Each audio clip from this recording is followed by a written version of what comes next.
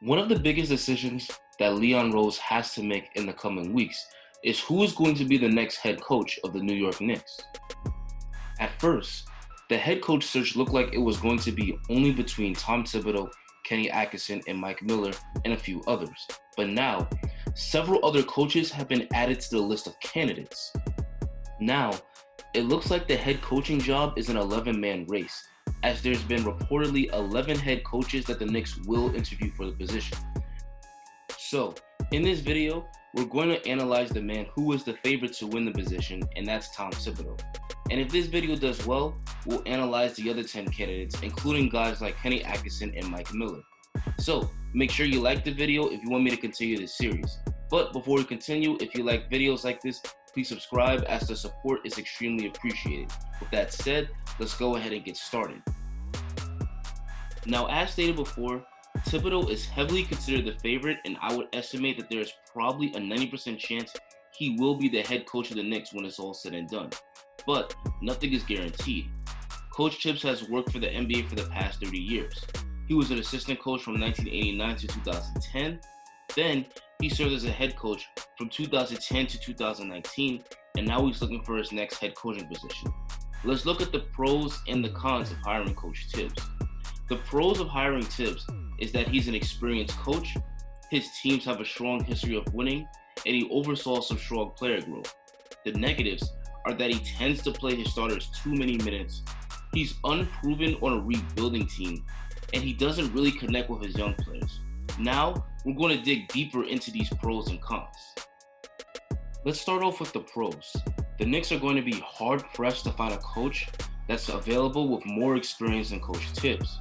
As I've said before, he's literally been a part of a team's coaching staff for the past 30 years, and he's been a head coach for the past 10 years. If you're looking for a new coach to lead your team, you definitely want somebody who knows what they're doing. Sometimes, rolling the dice on a coach with a lack of experience has worked out. The Warriors hired Steve Kerr in 2014, who had zero coaching experience, and that was an incredible success. But sometimes, instead of thinking outside the box, it's good to just hire someone who's proven that they flat out know what they're doing, and Tibbs is that guy. The next, and probably most convincing strength of Tibbs, is his strong history of winning. Through his years as a head coach, Tibbs has amassed an overall win-loss record of 325 wins and 246 losses, giving him an overall win percentage of 59%. The numbers make it clear that most of the teams that are coached by Tibbs are very successful. Tibbs' first year in the league, he took over a Chicago Bulls team that won just 41 games the year before. In the next season, they won 62 games and get all the way to the conference finals. That incredible success of that team got Tibbs the Coach of the Year award in 2011.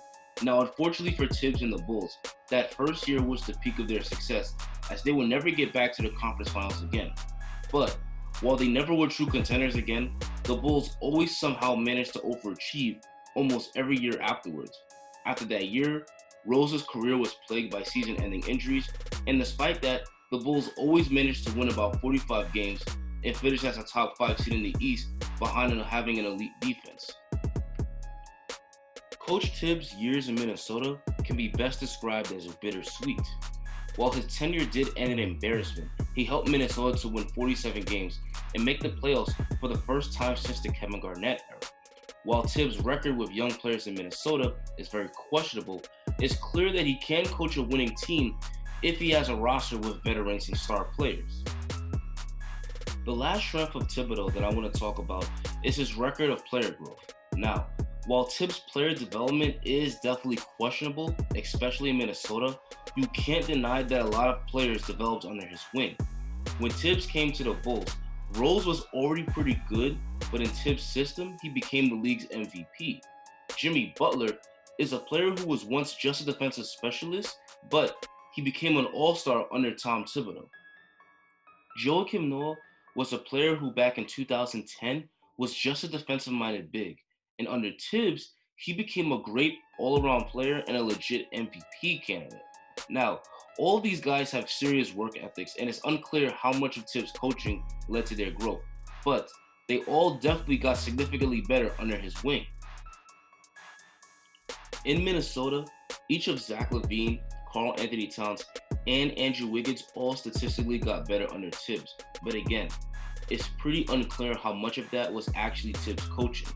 What we do know is that in spite of their growth, both Karl-Anthony Towns and Andrew Wiggins didn't really like playing for Tibbs. In fact, it's even been reported that if the Knicks do go ahead and hire Tom Thibodeau, that there's no chance that Karl-Anthony Towns would come and try to sign with the Knicks in free agency. Probably the biggest issue with Tibbs' coaching is that he tends to play his players too many minutes. Thibodeau's reputation of running players into the ground is well documented. He tends to rely heavily on his starters and refuses to go deep in his bench to win games in the regular season. As a result, a lot of his former players broke down. A lot of his former Bulls players, such as Derrick Rose, Joakim Noah, and Luol Deng, all broke down much earlier in their careers, and that can be tied back to the heavy amount of minutes they were playing under Tibbs. Coach Tibbs' habit of overworking his players followed him in Minnesota as well. According to Fox Sports, in 2018, his starters each received over 33 minutes a game, which puts each of them in the top 40 in minutes in the whole league. Now, this issue is something that Knicks fans should definitely be worried about. Even if Coach Tibbs is able to be successful with the Knicks, the long-term success of this team will be compromised if key players on the Knicks, like R.J. Barrett and Mitchell Robinson, have serious injuries that shorten their careers. This is another area where Tibbs absolutely has to be able to adapt.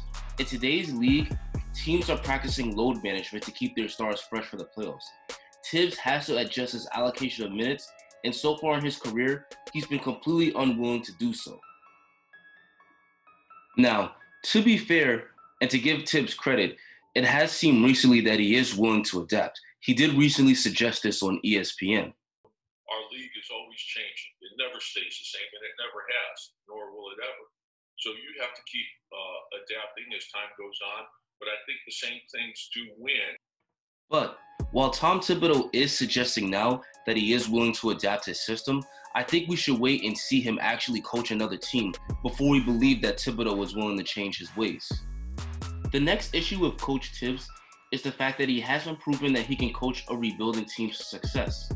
The reason I say this is because what's most important for the Knicks right now is trying to develop the young players on the roster along with whoever they draft. Now, of course, Tibbs has significantly improved the rosters that he has inherited, but on the Bulls, they were already a 41-win team and an 8th seed in the East, and they had some established talent on the roster. So we didn't exactly build that team from the ground up. On the Timberwolves, they did make a nice jump from 31 wins to 47 wins, but that was only after the Wolves acquired some strong veteran talent and guys like Jimmy Butler, Taj Gibson, and Jeff Teague. Tibbs has never taken a really bad young team and was able to make them good just off sheer player development. If the Knicks' main priority is to develop their young guys, there's a strong case to be made that he isn't exactly the man for the job. The last con that I want to talk about is Tibbs' lack of connection with his players. Based on analyzing Tibbs' years in Minnesota, it appears that Tibbs has an aloof coaching style in terms of his relationships with his players. Now, it's well known that Tibbs has a very aggressive coaching style, as it's not uncommon to find Tibbs yelling at his players on the sidelines of games. Now, that style can work as players like Jimmy Butler and Taj Gibson love it, but the issue with this style is that Tibbs doesn't really connect with his young players. And not so much that Tibbs can't connect with his young players, but that he doesn't even really try to.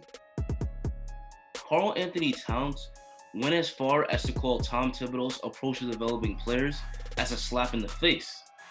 Now, Towns also said about Thibodeau, "We have to make sure our culture is not based on just basketball. This is a family atmosphere. Everything we do here in Minnesota has to be able to have a family." Now, based on what Towns said, it doesn't appear that Thibodeau really tries to build that rapport that other coaches do. Now, another example of this is Tibbs' relationship with Gorgui Dieng. Before Tibbs came to the Wolves, Gorgui Dieng was a regular starter who was getting 32 minutes a game. The next season, Tibbs comes to town and Dieng's minutes are cut in half and he starts coming off the bench. Now, there was never an open conversation about Dieng's minutes being reduced, which frustrated him. In fact, Clutch Points reported a couple years ago that after a win over Orlando on Friday night, backup center Gorgie Deng was openly seething in the locker room and had to be calmed down by Derrick Rose. Tyus Jones, Anthony Tolliver, and Jeff Teague are among others who have had their concerns. Now, Gorgie Deng wasn't the only one on the team that was frustrated with Tom Thibodeau's lack of communication. In fact, about a year ago, it was reported by Clutch Points that Timberwolves players were frustrated with Tom Thibodeau for poor communication and his preference for starters on heavy minutes. This is another area where if you're a Knicks fan, you should be concerned. Tibbs' unwillingness to connect with his young players can be problematic. If you're trying to develop young guys like RJ Barrett and Mitchell Robinson, you want a coach that will connect and will provide guidance. Is that aggressive, hard-nosed coaching style really the right fit on this team? Jim Boylan on the Bulls has a similar style, and it's led to a huge disconnect between him and his players. So with that said, those are what I believe to be the pros and cons of hiring Tom Thibodeau. I've already made my stance on Tibbs clear on this channel. While I do believe he's a good coach, I don't think he's the right fit for this young developing team. But that's what I think. Is hiring Tibbs a smart decision for the Knicks? Let me know in the comments. Don't forget to like and sub, and with that said, enjoy the rest of your day.